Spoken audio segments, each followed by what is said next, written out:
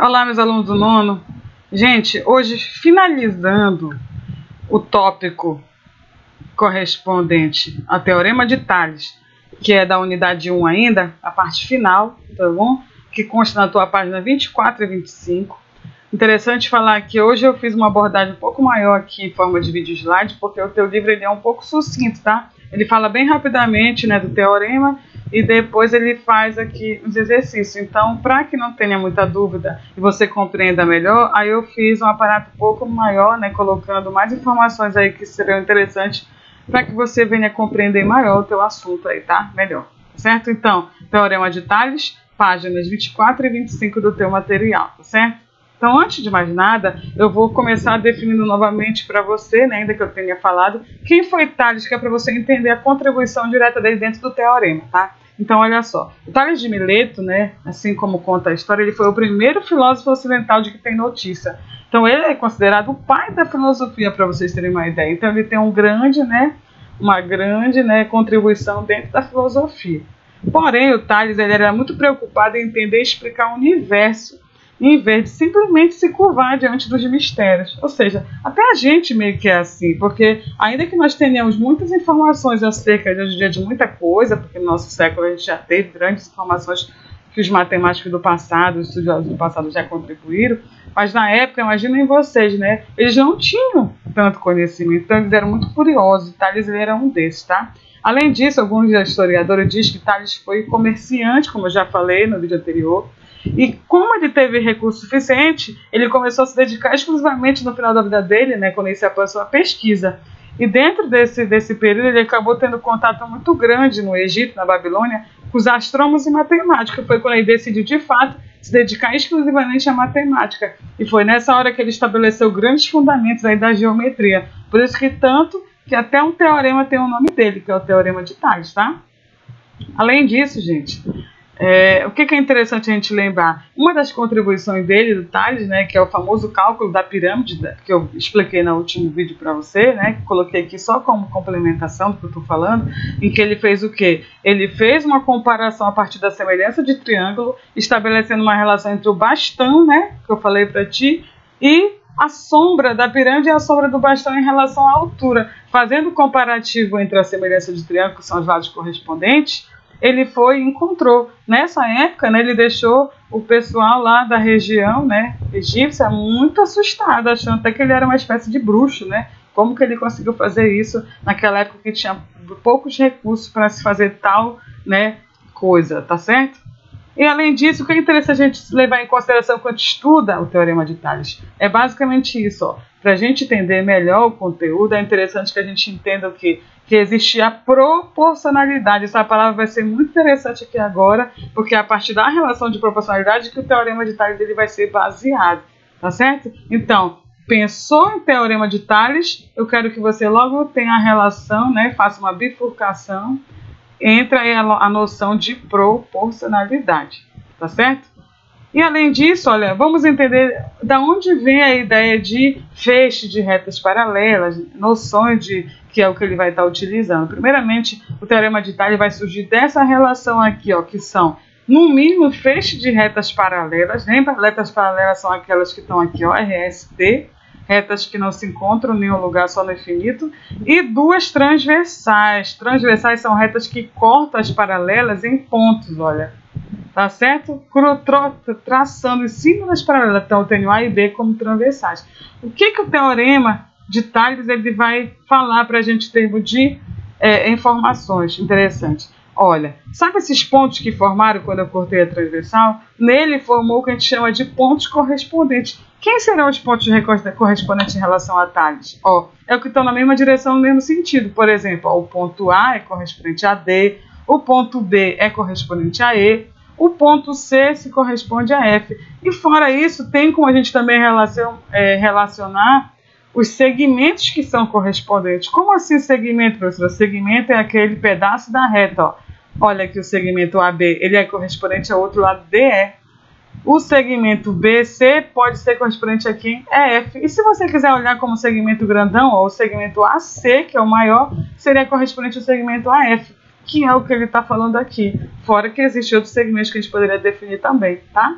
Nesse sentido, gente, o teorema de Tales ele pode ser entendido de duas formas. Primeiro, como uma relação de feixes de retas paralelas intersectadas por segmentos transversais, e nisso vai ter uma formação de segmentos proporcionais correspondentes. Basicamente, a gente vai montar uma proporção, vocês vão perceber. Ou a gente pode compreender assim, que como está no teu material, se duas retas transversais intersectar é tocar um feixe de retas paralelas, então a razão, que é uma divisão, lembra que a gente conversou sobre isso, entre qualquer dois segmentos da reta transversal será também correspondente ao outro da outra reta transversal. Falando assim parece confuso, né? Mais ou menos, é porque você ainda não tem a parte matemática, mas basicamente é isso que vai acontecer, gente, olha só.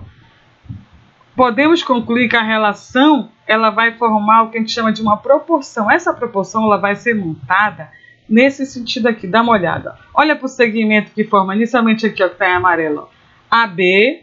A ideia da proporcionalidade de Tales é agora em cima dos lados, não é dos lados correspondentes como era no triângulo, e sim dos lados dos segmentos que vão formar na reta transversal, ou seja, ó, o segmento AB vai ser correspondente aqui, proporcional ao segmento que está diretamente abaixo dele, que seria o BC, assim como o segmento DE vai ser correspondente ao segmento EF, tá? Essa é a relação que Tales percebeu de proporcionalidade, tá? Nesse sentido, gente, olha aí, ó, pode também surgir uma segunda fórmula, que você vai entender por que essa segunda fórmula que ela vai usar e quando, que é na segunda questão que a gente vai resolver. Mas a relação pode ficar assim também, ó, o segmento AB, o segmento AC, que é o segmento maior, ele também pode ser proporcional a um segmento um dos menores. Nesse caso aqui eu escolhi o AB. Então, olha aí, ó, AC vai estar para A, B, assim como o grandão do lado daqui, que é o DF,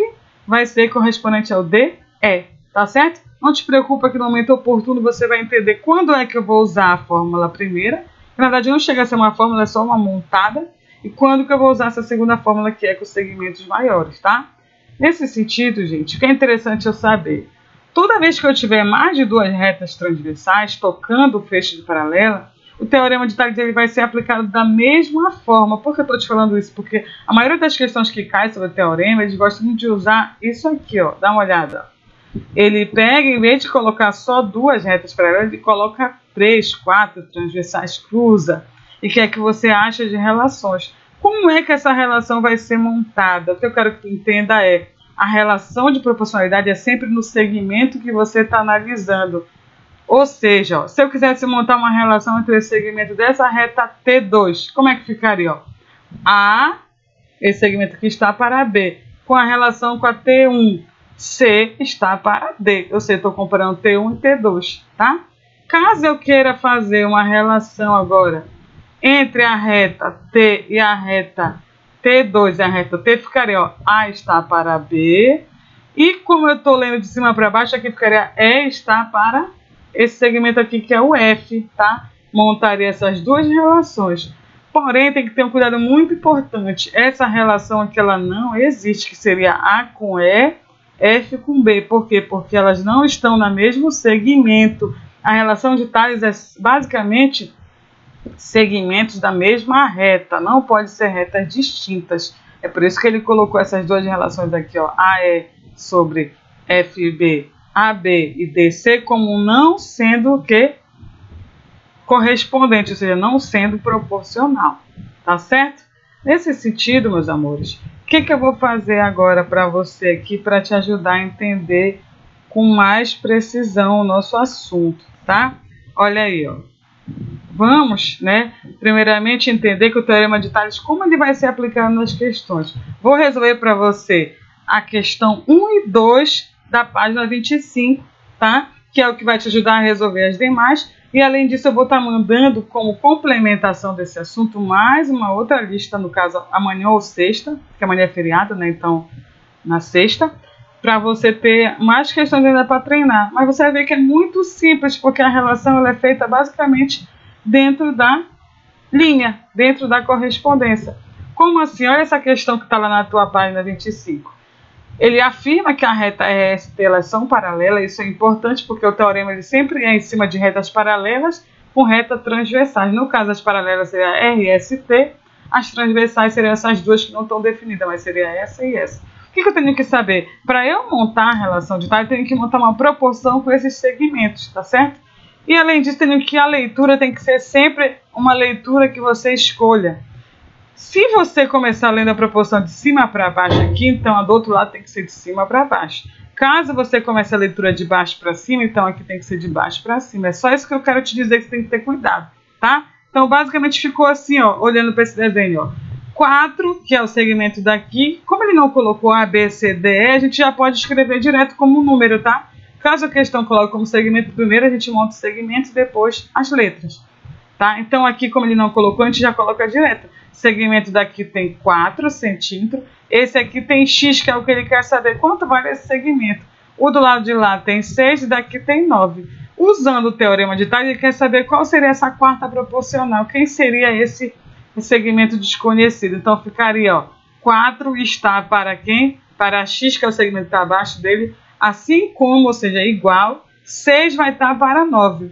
Pode perceber que você acabou de montar o quê? Uma proporção, que todo teorema de Tales recai numa proporção. Resolvendo isso aqui, multiplicando em x, ficaria, ó, 6 vezes x, 6x, 4 vezes 9. Multiplicando aí, ó, abaixei, 4 vezes 9 dá 36. E ao fazer a divisão, quando eu isolar o x, 36 dividido para 6 é quanto? 6 centímetros. Ou seja, nessa figura bem aqui, o segmento X vale 6 centímetros e você acabou de resolver uma questão utilizando o teorema de Tales. Pode perceber como é bem simples, né?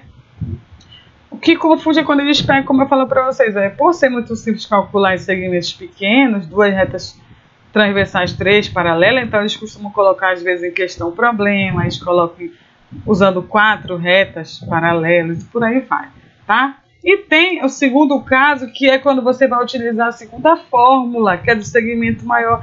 Por quê? Porque, na verdade, se você olhar bem, imagina que você não tenha estudado ainda teorema de Tales, e eu te colocasse essa questão aqui até agora, alguns minutos atrás. O que logo te lembraria? Todo mundo consegue enxergar que aqui tem dois triângulos acoplados? Aliás, um triângulo acoplado a outro, que é 2. Se você já enxergou isso aqui, é porque dá para você aplicar a semelhança de triângulo, né? E basicamente a semelhança de triângulo é a segunda relação de Tales. É por isso que eu te disse que usaria aquela segunda fórmula. Então olha a ideia dessa questão. Para determinar a largura de um riacho, o Emílio usou cordas e estacas, conforme a ilustração da figura abaixo. Determine a largura do rio, justificando o Emílio. Pode perceber que na questão ele fala que o segmento, que os ângulos ABD e AEC, que é o grandão AEE, são retos. Com isso aqui já dá a ideia de quê? Basta que eu tenha dois triângulos iguais, você pode lembrar da ângulo, caso ângulo. O que você logo lembra? Semelhança de triângulo, né?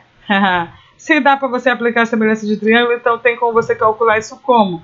Como era a relação de semelhança de triângulo? O lado maior correspondente ao lado menor do triângulo. Quem é o triângulo maior aí, ó? É o AC. Quanto que ele vale? Como não tinha nada nesse segmento que é a largura do rio que ele quer achar, eu chamei de X, tá? Então ficaria assim, ó, o segmento AC, que é o grandão, do triângulo grandão, vai ser correspondente ao triângulo menor, que é AB. Assim como o segmento grandão de lá, que é o AE. Aliás, perdão, como eu estou trabalhando com esses dois segmentos, então eu vou trabalhar com esse aqui, tá? O CE vai estar para quem? Para o BD. Com isso, gente, substituindo, quem vai ser o segmento AE? Ó? Se eu chamei aqui de X e aqui vale 3, como eu não sei tudo, o segmento todo vai ser X mais 3, que é o valor do X que eu não sei, mais 3 unidades. Segmento menor, que é o AB, vale X.